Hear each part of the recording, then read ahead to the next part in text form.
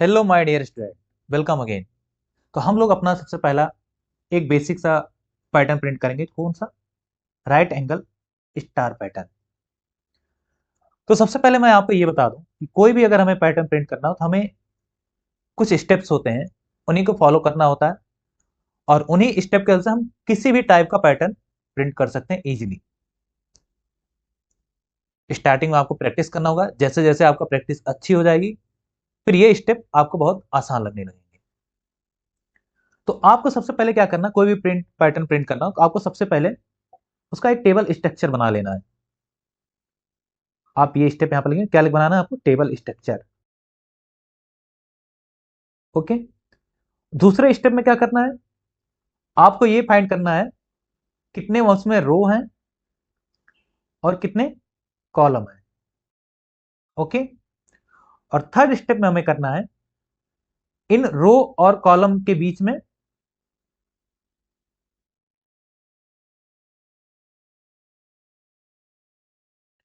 Relation क्या है। ये आपको तीन काम हर एक स्ट्रक्चर में करने हैं। अगर आप ये तीन स्टेप फॉलो करते हैं तो आप हर एक स्ट्रक्चर को इजीली बना सकते हैं। चलिए हम इन्हीं स्ट्रक्चर को, ये जो हमारा स्ट्रक्चर हमें बनाना है, हम इन्हीं स्टेप को फॉलो करके आपको समझाते हैं कैसे कैसे हम इसके पैटर्न को प्रिंट करेंगे। अब यहां पर हमारे स्टेप में हमें सबसे पहले क्या करना है, जो भी हमें पैटर्न दे उसका हमें क्या करना है, एक टेबल स्ट्रक्चर बना लेना है। अब यहां पर आप काउंट करिए, यहां पर कितने नंबर ऑफ रो है? 1 2 3 4। ओके। और कॉलम कितने हैं? 1 2 3 4। हमें एक 4 इंटू 4 का टेबल बनाना है। हम सबसे पहले क्या करेंगे, एक टेबल बना लेंगे 4 इंटू 4 का। अब यहां पर आप देख रहे होंगे कि हमने सबसे पहले क्या किया, एक टेबल बनाया। अब इनका नंबरिंग कर लेंगे रो वाइज। हमारा फर्स्ट रो है, ये सेकंड रो है, ये थर्ड रो है, ये फोर्थ रो है। और इसी तरीके से हम कॉलम की भी नंबरिंग कर लेंगे। ये हमारा क्या है, first column, second column, third column, ये फोर्थ कॉलम। और जो भी हमारा पैटर्न का स्ट्रक्चर है इसमें हम स्ट्रक्चर बना लेंगे। यहाँ पर हमारा एक स्टार है, फिर इसमें 2 स्टार है, इसमें 3 स्टार है थर्ड रो में, और फोर्थ रो में हमारे कितने स्टार है? 4 स्टार है। ओके। अब यहाँ पर क्या हुआ, हमारा हमारा 2 स्टेप का काम कंप्लीट हो गया। टेबल स्ट्रक्चर भी बना लिए और हमने रो कॉलम भी डिफाइन कर लिया कितने कितने रो कॉलम है। अब हमें थर्ड काम क्या करना है, रो और कॉलम के बीच में रिलेशन फाइंड करना है, कैसे यहाँ पर प्रिंट हुआ है। अब चलिए हम इसको करते हैं। अब यहाँ पर आप सबसे पहले फर्स्ट रो को देखिए। फर्स्ट रो में हमारा स्टार कितनी बार प्रिंट हुआ है? सिर्फ 1 टाइम। और इनडायरेक्टली बोले कि हमारा फर्स्ट रो में कितने कॉलम है जिसमें हमारा प्रिंट हुआ है? सिर्फ एक कॉलम में प्रिंट हुआ है। और सेकंड रो में देखिए हमारा कितने कॉलम स्टार प्रिंट हुआ है? हमारा 2 कॉलम में प्रिंट हुआ है। और थर्ड रो में हमारा कितने कॉलम में हमारा स्टार प्रिंट हुआ है? 3 कॉलम में प्रिंट हुआ है। और फोर्थ रो में हमारा कितने कॉलम में स्टार प्रिंट हुआ है? हमारा 4 कॉलम में स्टार प्रिंट हुआ है। तो अब यहां से आपको एक क्या रिलेशन मिल रहा है कि जो हमारा फर्स्ट रो होगा, रो नंबर 1, उसमें सिर्फ एक कॉलम में हमारा स्टार प्रिंट होना चाहिए। और जो हमारा रो 2 है उसमें कितने कॉलम में प्रिंट होना चाहिए स्टार? 2 कॉलम में प्रिंट होना चाहिए। और जो हमारा थर्ड रो है उसमें कितने कॉलम में प्रिंट होना चाहिए स्टार? उसमें हमारा 3 कॉलम में स्टार प्रिंट होना चाहिए। और जो हमारा फोर्थ रो है उसमें कितने कॉलम में प्रिंट होना चाहिए स्टार? उसमें हमारा फोर्थ कॉलम में प्रिंट होना चाहिए। तो अब हम यहां से क्या करते हैं, लूप का स्ट्रक्चर लिखते हैं। अब यहां पर हम लोगों को रिलेशन तो पता चल गया, अब हम इसको प्रोग्रामिंग में कैसे लिखें। तो हमें सबसे पहले क्या करना है, अपने रो के लिए लूप को लिखना है। रो के लिए हम क्या करेंगे, यहां पर हमें नेस्टेड लूप यूज करना। हमने जैसे पिछले लेक्चर में आपसे डिस्कस किया था कि पैटर्न का बेसिक स्ट्रक्चर यही होता है। तो हम सबसे पहले अपने किसके लिए लिखेंगे, रो के लिए लिखेंगे। रो मतलब नंबर ऑफ लाइन। कितने यहाँ पर नंबर ऑफ लाइन है? 4 लाइन है। तो यहाँ पर क्या लिखेंगे, 4 रो इन रेंज। यहां पर हम नंबरिंग 1 से स्टार्ट करेंगे जिससे हमें कोई इशू ना हो। तो यहाँ पर 1, और हमारा कितने टाइम हमें चलाना है? 4 टाइम। और हमें यह पता है कि हमारा जो स्टॉप होता है वो एक्सक्लूडिंग होता है, तो हम यहाँ पर कितने टाइम हमारा जाएगा? 4 + 1 दैट इज 5। यहाँ क्या हो जाएगा? 5। यहाँ पर कॉलम। ये तो हो गया हमारा रो। अब हम किसके लिए लिखते हैं लूप? अब हम लिखेंगे अपने कॉलम के लिए, फॉर कॉलम इन रेंज। अब यहां पर सबसे इंटरेस्टिंग पॉइंट यहीं पर आता है, और फिर हमारा क्या करना है, यहां पर प्रिंट कर देना हर एक कॉलम में प्रिंट स्टार या एस्ट्रिक, फिर एंड में यहां पर क्या लगा देना, एक ब्लैंक स्पेस।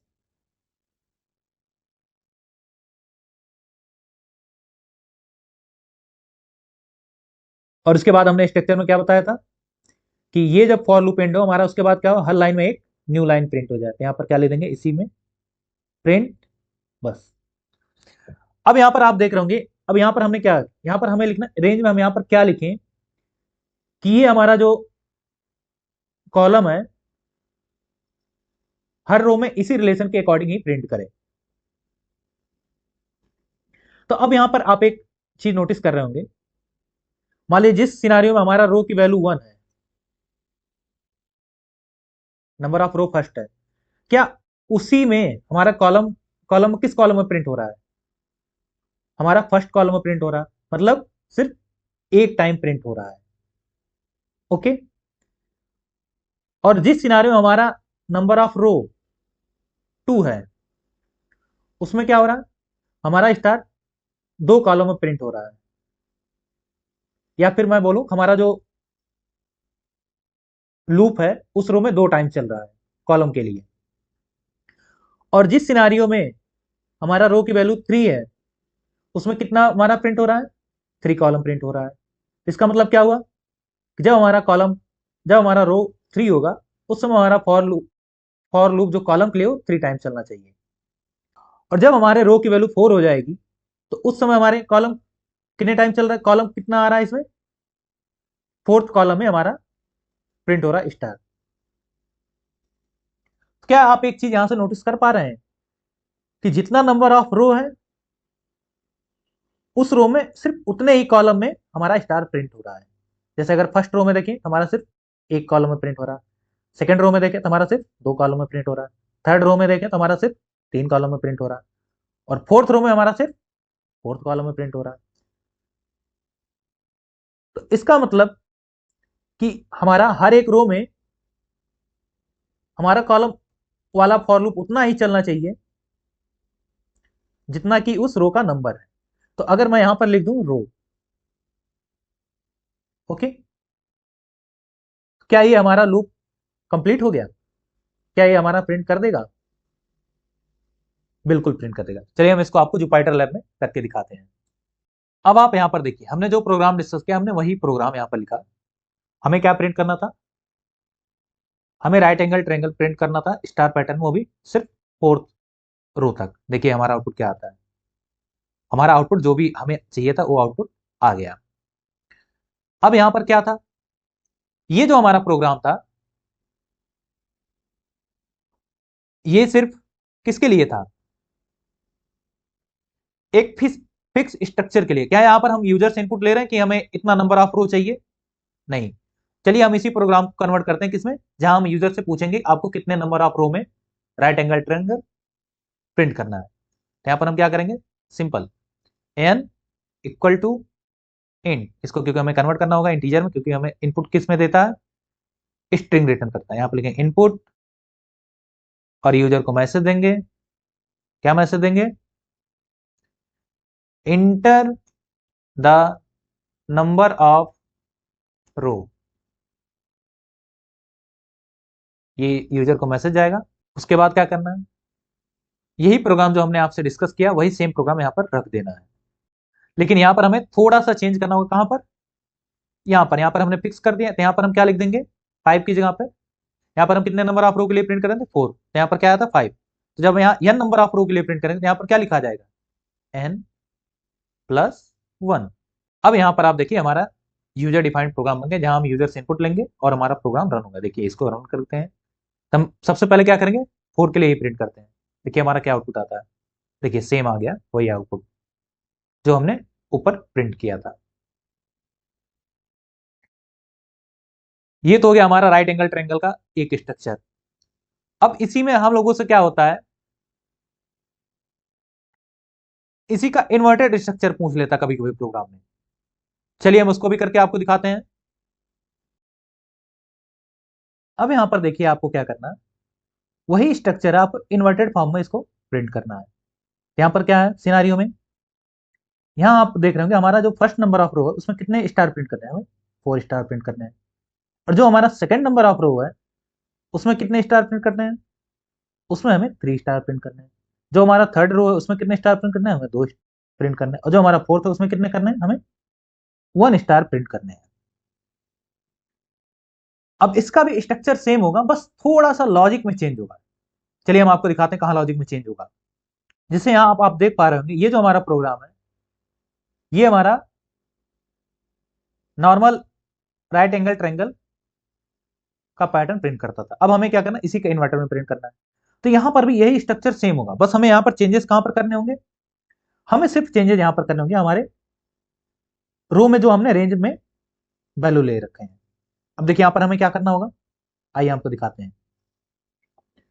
अब यहां पर सिनारियो क्या है हमारा, फर्स्ट रो में जब रो हमारा रो की वैल्यू 1 है तो हमारा कितने स्टार प्रिंट हो रहे हैं, हमारे टोटल 4 कॉलम में 4 स्टार प्रिंट हो रहे हैं, मतलब 4 कॉलम में हमारा प्रिंट हो रहा है।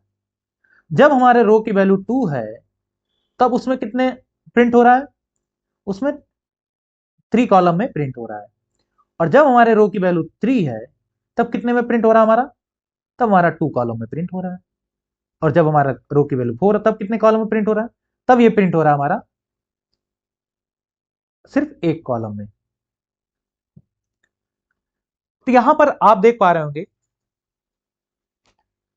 कि जो रो की वैल्यू है, जो हमारा पहला प्रोग्राम था, यहां पर रो की वैल्यू कहां से स्टार्ट हो रही है, इस सिनारियो हमारा रो की वैल्यू रेंज 1 to 5, हमारा रेंज कहां से 1 2 3 4, ये हमारा जनरेट हो रहा है। अगर मैं इसी रेंज को अगर मैं अपोजिट कर दूं इस तरीके से, रेंज, अब यहां देखिए, अब यहां पर हम अपना रेंज कहां से स्टार्ट करें, अगर हम अपना रेंज हम अपोजिट डायरेक्शन में स्टार्ट करें, जैसे मान लिया हमें कहां से स्टार्ट करना है, यहां से हम करेंगे